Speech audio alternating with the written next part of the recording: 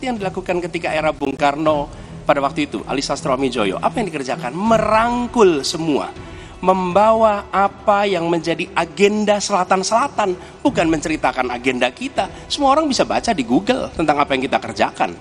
Tapi kalau kita menjangkau pemimpin-pemimpin selatan-selatan dan presiden menjadi panglima diplomasi, bukan sekedar hadir di forum-forum menjadi salah satu penonton, salah satu hadirin, tapi datang ke sana membawa ini agenda selatan-selatan. Apa misalnya? Kita berhadapan dengan climate crisis. Kalau benar masuk akal, saya setuju. Kalau ngomong-ngomong ya kumaha. Ya, jadi leadership, apakah negara, apakah perorangan, tapi terutama juga negara, harus dengan contoh ingarso sung tulodo. Kita mau mimpin, kita mau bawa agenda, kita mau cerita itu cerita, omon, ya. Tak bisa. Kenapa negara-negara selatan sekarang melihat ke Indonesia? Karena kita berhasil membangun ekonomi kita. Jadi tidak hanya omon, kerjanya omon saja, nggak bisa.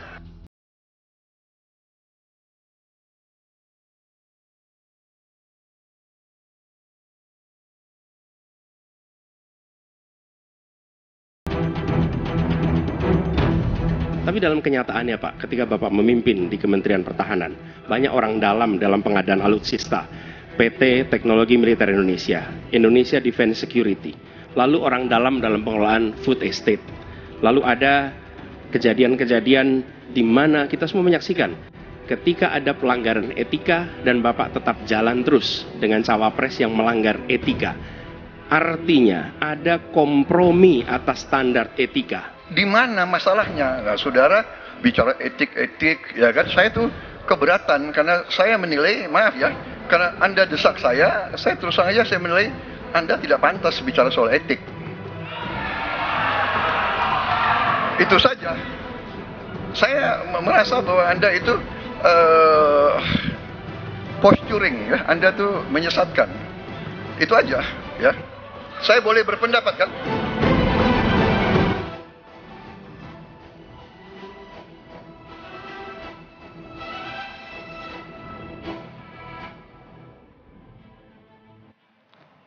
Soal debat kemarin, Saudara, Presiden Joko Widodo juga angkat bicara.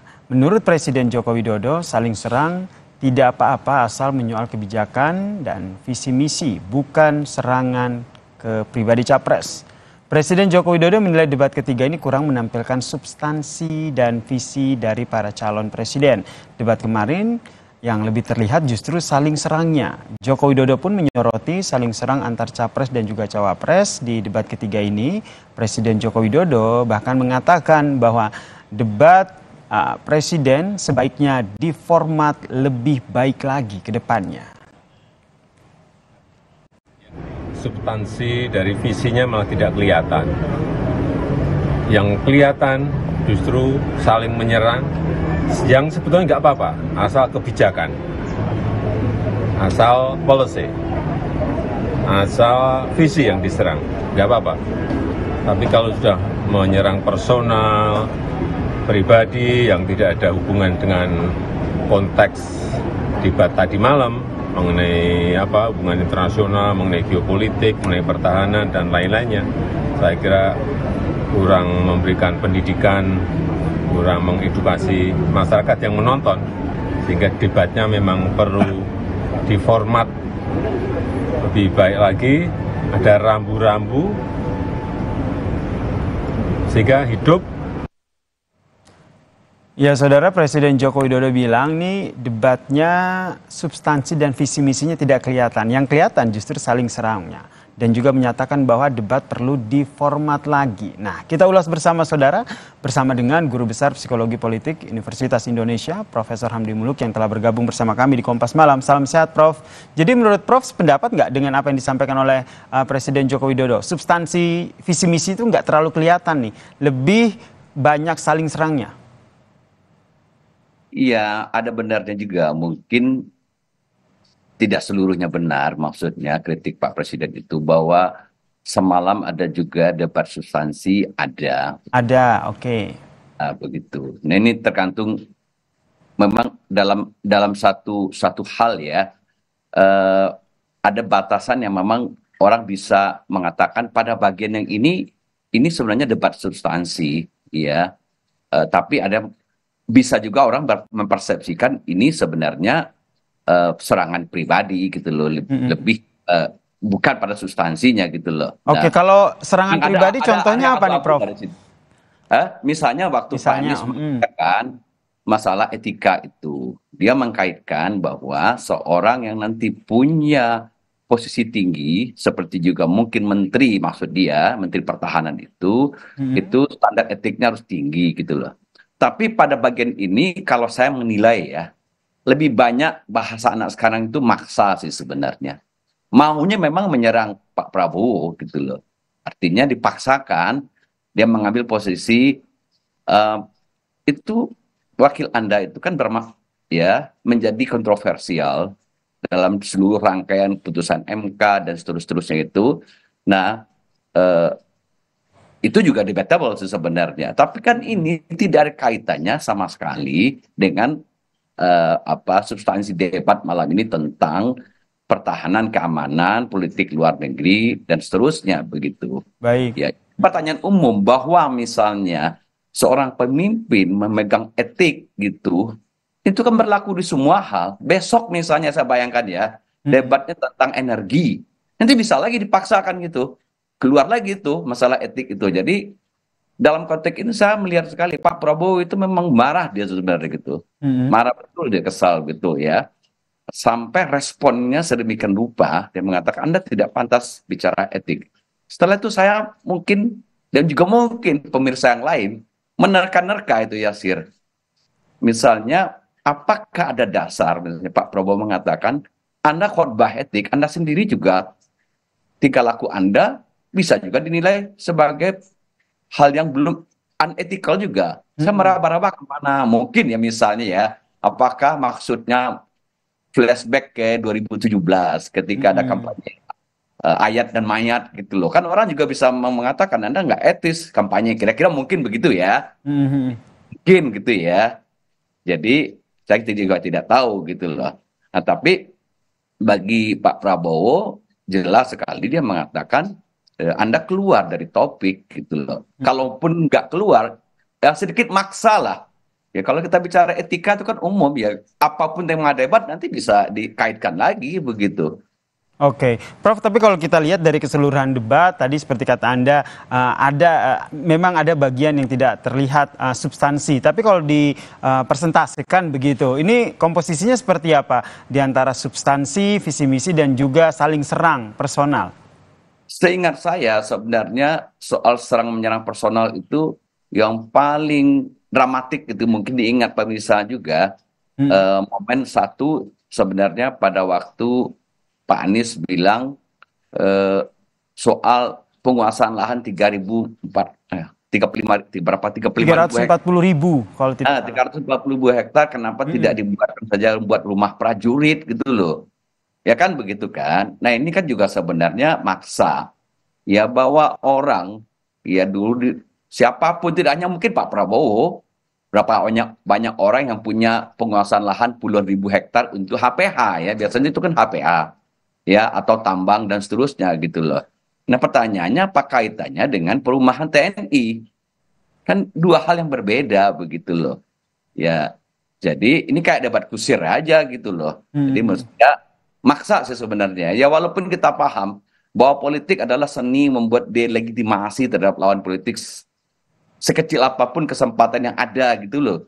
Ya jadi tapi mungkin ini yang dikritik oleh Pak Jokowi juga. Itu yang satu lagi yang tadi persoalan mengungkit lagi persoalan wakilnya Pak Gibran itu gitu loh. Jadi itu di luar itu ya menurut saya sih masih on the track lah, masih On the bicara. track ya, substansi visi misinya masih ada. Tapi kalau kita lihat juga nih akhirnya bermuara pada Presiden Joko Widodo nih. Debat pertama, kedua tidak berkomentar, debat ketiga nih akhirnya berkomentar dan meminta agar format debat Pilpres ini diperbaiki. Nah, sebelum dijawab itu, saya mau minta komentar dari Prof. Hamdi Muluk dulu nih sebagai psikologi politik. Kenapa akhirnya pada debat ketiga ini baru Presiden Joko Widodo berkomentar? Mungkin kalau kita lihat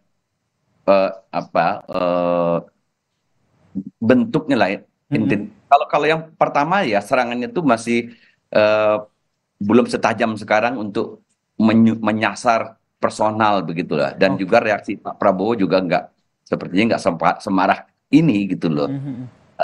Jadi kalau kita lihat itu kan memang ini betul-betul menimbulkan reaksi emosional personal yang lebih kuat gitu loh.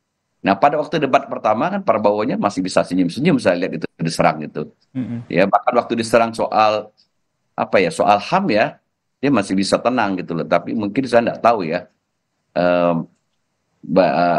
dia kesal betul gitu, kelihatan tuh dia kesal soal di dua titik itu saya lihat tadi gitu. Sehingga akhirnya Presiden Joko Widodo juga melihat bahwa ini saling serang personalnya ini semakin mengerucut begitu, semakin terlihat ya. Jadi ya, itu yang jadi pembicaraan publik ketimbang membahas soal visi misi dan juga adu gagasan pasca capres, pasca debat begitu ya. Presiden ingin memberikan kesan saja pesan gitu loh untuk ada 2 debat lagi supaya kembali ke rel lah kira-kira begitu. Jadi KPU membuat rambu-rambu. Sungguh pun nanti bahwa misalnya pertanyaan menyerang personal itu kan muncul ketika pertanyaan bebas ya. Betul. Bukan panelis ya.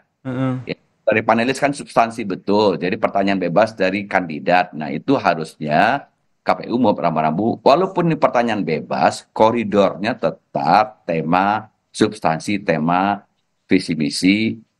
Bukan misalnya dimanfaatkan untuk melihat celah menyerang orang secara kelemahan personal begitu. Oke. Ya mungkin kalau dicari-cari ya setiap orang ada aja kelemahan personalnya. Nanti kita manfaatkan, kita bungkus dengan topik gitu kan. Tapi menurut saya setuju ini tidak terlalu elegan lah. Kalau kita mau maksudnya debat ini adalah kritik kebijakan, ya kebijakannya yang kita kritik gitu. Jangan mengkritik personal begitu ya. Ya, betul. Kedepannya menurut Anda nanti setelah dapat kritikan, bisa kita katakan seperti itu dari Joko Widodo, minta format debat Pilpres ini diperbaiki. Langkah dari KPU seperti apa menurut Anda untuk 2 debat kemudian? Ya mungkin paling mungkin itu menurut saya menegaskan lagi pertanyaan-pertanyaan yang datang dari kandidat itu ya memang harus relevan sesuai dengan tema. Jadi mempertanyakan visi misi begitu. Itu yang paling mungkin menurut saya gitu. Jadi pada saat pertanyaan bebas ya dari capres ini yang perlu diberikan sejenis aturan begitu ya Prof ya, sehingga tidak melenceng dari debat nanti, dari tema debat begitu ya Prof. Saya nggak begitu yakin juga misalnya karena waktu pendek ya. Kandidat-kandidat mungkin berkejaran dengan persoalan bahwa elektabilitas perlu dikerek gitu loh. Sekecil apapun kesempatan untuk melakukan legitimasi terhadap diri sendiri dan legitimasi terhadap lawan itu akan dilakukan begitu. Karena waktu sudah semakin pendek menjelang 14 Februari gitu. Oke, jadi saling serang pribadi maupun substansi juga masih akan mewarnai ya debat ketiga dan dua debat terakhir nanti ya Prof ya. Terima kasih Guru Besar Psikologi Politik Universitas Indonesia Profesor Hamdi Muluk telah bergabung bersama kami di Kompas Malam. Salam sehat Prof. Dan saudara